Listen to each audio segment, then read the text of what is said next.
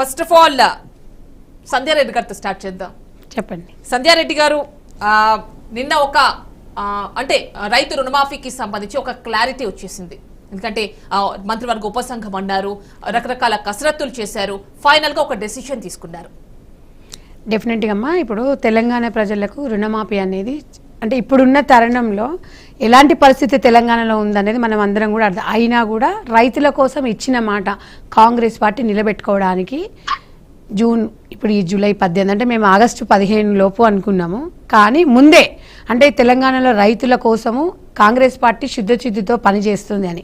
సరే, ఇంకొక 4 రోజులు అయితే మళ్ళీ ఇంకో 4 రోజుల తర్వాత కూడా మనం లైవ్ పెట్టుకున్నప్పుడు మాట్లాడవచ్చు.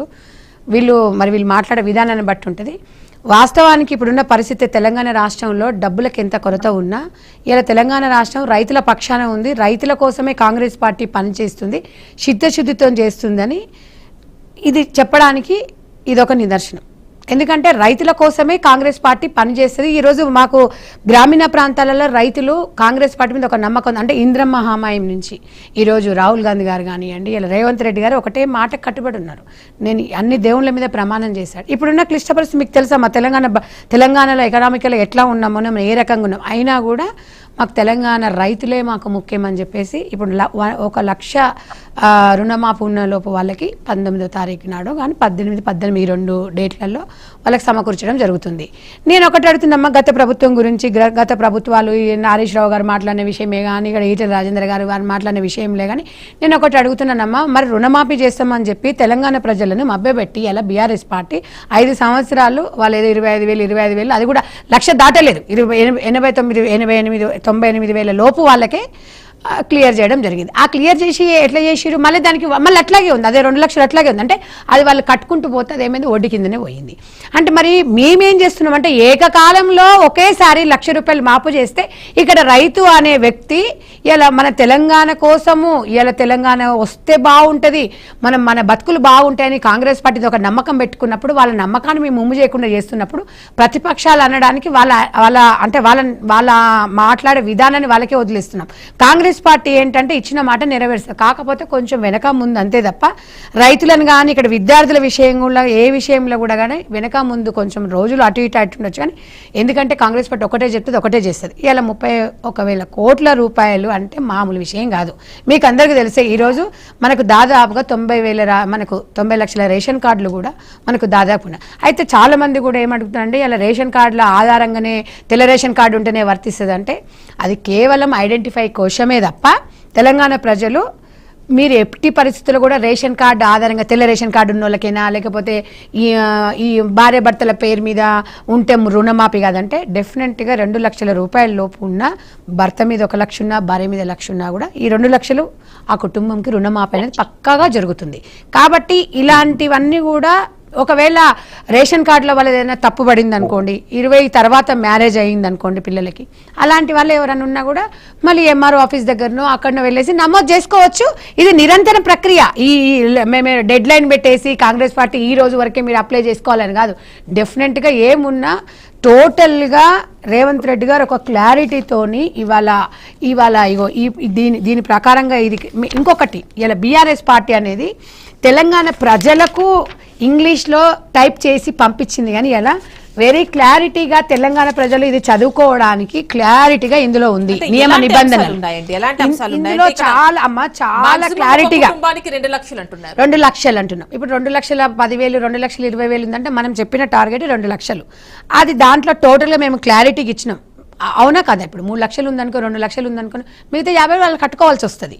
కానీ డెఫినెట్గా వీళ్ళు ప్రతిపక్షాలలో ఏమంటున్నారంటే తెల్ల రేషన్ కార్డు అంటే వాళ్ళు చేయలేని పని మేము చేస్తున్నాం కదా, మేము ఎవరో మెప్పు పొందడానికి కదమ్మా. ఇలా తెలంగాణలో రైతుల కోసము ఇవాళ 5 ఎకరాలు ఉన్నోళ్ళు దాదాపుగా 92% ఉన్నారు. అంత 1 లక్ష లోపు తీసుకున్న వాళ్ళు ఒక 62% లోపల ఉన్నారు. అలాంటి చిన్న కమతాల వాళ్ళ పరిస్థితి ఏంటి? మీరే చెప్పారు ఉమ్మడిగా వ్యవసాయం చెయ్యండి అని, సో మరి ఇప్పుడు వాళ్ళ పరిస్థితి ఏంటి? ఏం లేదమ్మా, వాళ్ళు నిర్ధారణ చేసుకోవాలి అంతే. వాళ్ళను మనం తీసేసి లేకపోతే మీకు వర్తించదు అనట్లేదు.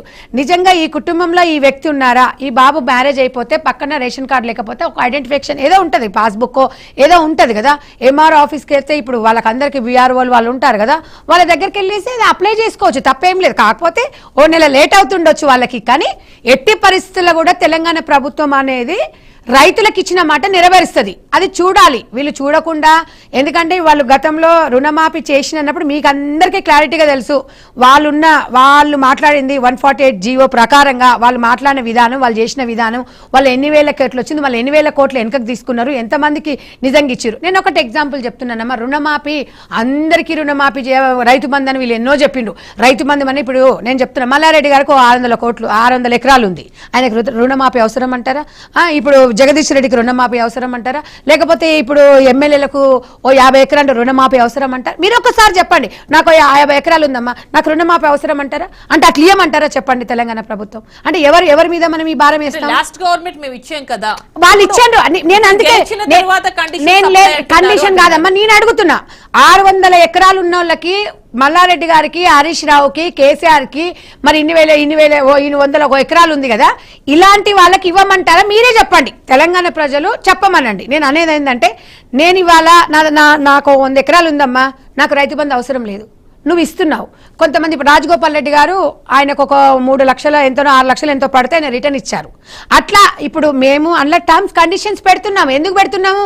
ఒక ఎమ్మెల్యే కానీ ఒక ఎంపీ కానీ రాజ్యాంగబద్ధంగా ఎవరైతే హక్కు పొంది నిజంగా ఆ రకంగా ఉన్న వాళ్ళకి అవసరం లేదు.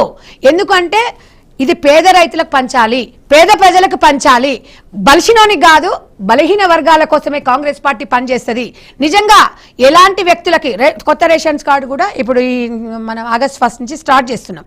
ప్రతి ఒక్కరికి కూడా నేను ఒకటి ఎగ్జాంపుల్ అడుగుతానమ్మా. ఈరోజు మనము సాఫ్ట్వేర్ ఇంజనీర్లు ఉన్నారు, ఇద్దరు నెలకు 2 లక్షలు సంపాదిస్తారు. ఒక అపార్ట్మెంట్లో 50,000 రూపాయలు సంపాదించుకుంటున్నారు, 50,000 రూపాయలు రెంట్ కడుతున్నారు. నీకు తెల్ల రేషన్ కార్డు అవసరమమ్మా? చెప్పండి, ఇవ్వమంటారా? మీరే చెప్పండి. తెలంగాణ ప్రజలు ఇప్పుడు బీఆర్ఎస్ పార్టీలను అడుగుదాం, బీజేపీని అడుగుదాం, మీకు తెల్ల రేషన్ కార్డు అవసరమా? మీకు 10 కిలోల సన్న బియ్యం అవసరమా? మీరు 50,000 రెంట్ కట్టుకుంటూ సన్న బియ్యం మీకు అవసరమా? నేను అనేది ఏంటంటే, ఒక స్వచ్ఛందంగా ఒక సేవాభావంతో వదిలిపెట్టాలి. మనకన్నా లేని వాళ్ళు ఉన్నారు కదా, అంతేగాని కదా. కాబట్టి ఆ రకంగా ఆలోచించాలి. ఎలక్షన్ల వరకు మీరు మాట్లాడాలి, కానీ ఎలక్షన్ల తర్వాత గవర్నమెంట్ ప్రతిపక్షంలో ఉన్నప్పుడు, మీరు ఇక్కడ అధికారం ఉన్నప్పుడు మీరు అందరూ కూడా సహకరించాలి.